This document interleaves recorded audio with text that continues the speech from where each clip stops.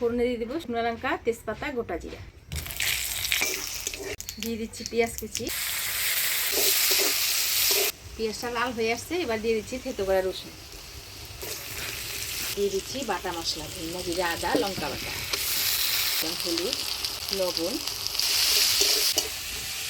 নাড়াচাড়া করে নিলাম। এবার দিয়ে দিই কাটে রাখা টমেটো।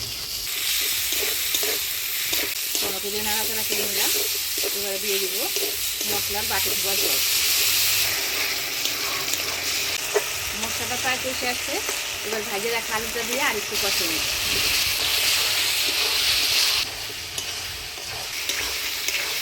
মশলার সাথে আলু দিয়ে ভালোভাবে কষিয়ে নিলাম। এবারে জল দিই।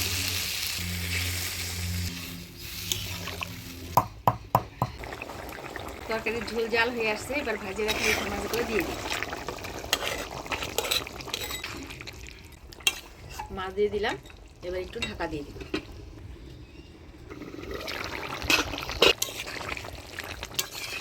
হয়ে গেল নতুন আলু দিয়ে ইঠা মাছ রান্না। এবার গরম মশলা দিয়ে নাড়াচাড়া করে নামিয়ে দিই।